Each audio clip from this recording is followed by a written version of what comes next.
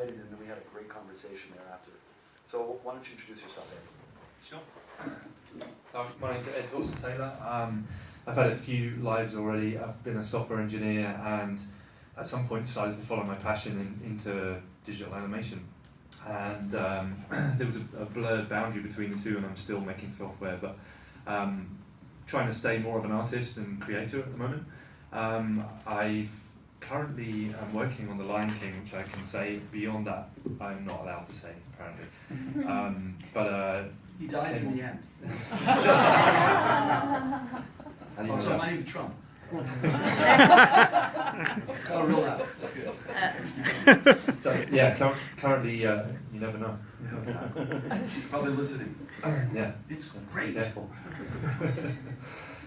So before that, worked on Jungle Book and Jurassic World and Dinosaurs in Common with Brett. And my some other son, movies. Want you to mention one other one? Harry Potter. There you go.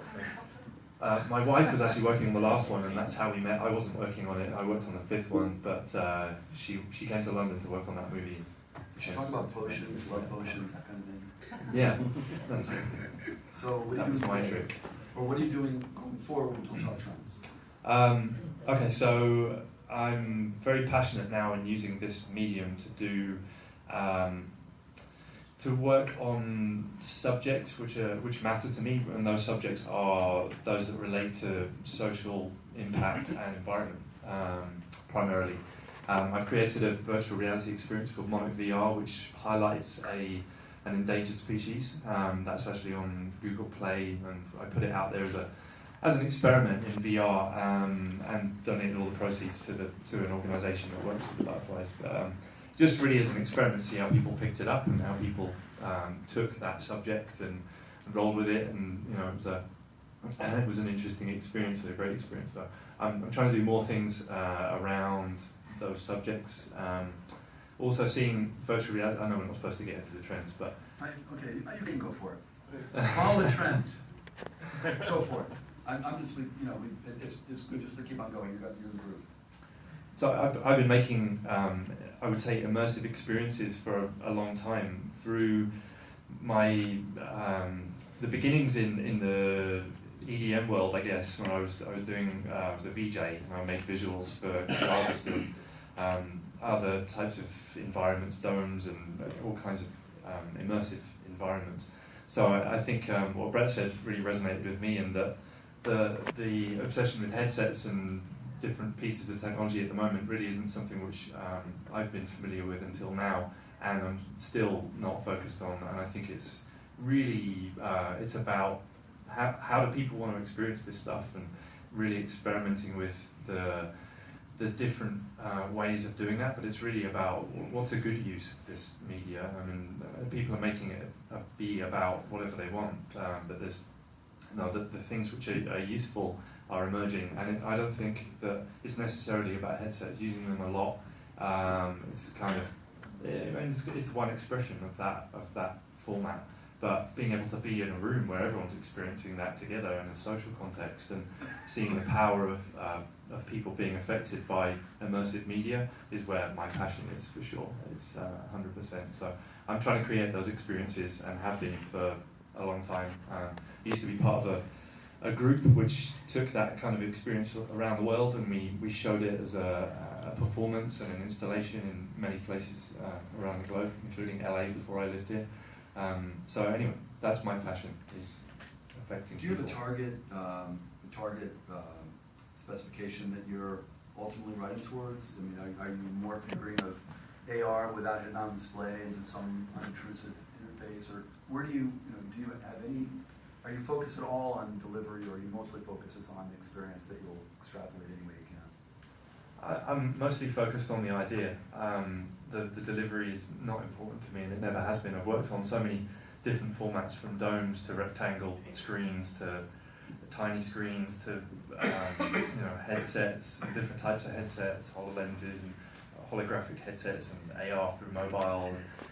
Almost all of them, I would imagine. But the one thing that's come through every single technological experience that I've made is that it's not about the tech. As soon as it becomes about the tech, the experience dies. Boring. I've really always tried to put that through everything I've made. That we shouldn't ever focus on the technology. We should focus on how is it making people feel. What experience is that creating for people who are going through it.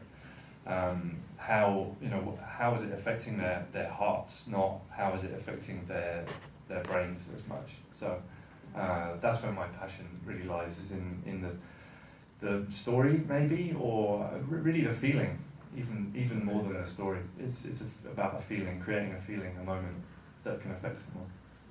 They say in the end, all that matters is story, emotion, and character. Probably not in that order. I guess emotion would be first. Speaking of emotion, I was introduced to Jackie probably about 6 months ago, and you were going to try to be on our panel. And the way you were described is she's my sister, and I love her, and she's amazing and fabulous. And that set me up for our first conversation. And within 4 minutes, she had volunteered to come to my son's 3rd grade class and talk about how you can manifest your dreams and that your dreams are important. Never forgot that. And Jackie also faces the same schism that you face, that you all face. You got to get paid. Fortunately, I don't face this because I just don't even bother to try to make money. But Jackie does work on big movies, and then she does work on her own big movies. And I think on that note, I think that maybe you can do a better job than me introducing yourself. Hi. I was trying to think about where I should start, and then I thought, okay, well, I could start with, well, I was born, but that's too far back. Okay, so, I'm thinking Steve Martin. Yeah.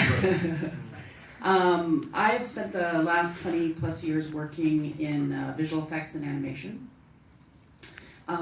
Fortunately for a lot of, pretty top-level blockbuster movies, and worked with some really incredible people. But I started my life as a performer. I spent the first probably 25, 30 years of my life in theater as an actor and a singer and a dancer. Yeah, I was a dancer. Never mind. Anyway, I feel like all of everything that I've learned my whole life. Still are a dancer. I'm still a dancer. Thank you. And still a performer. I feel like everything has come together to sort of put me in sort of up to this moment where I started working in VR, both shooting live action VR, and also I created the Martian VR. I produced the Martian VR experience, which was a companion piece to the Martian movie with Matt Damon, directed by Ridley Scott. And I was sort of fascinated by the fact that, I feel like the creation of these pieces is very much like theater, in that, the audience can look wherever they like,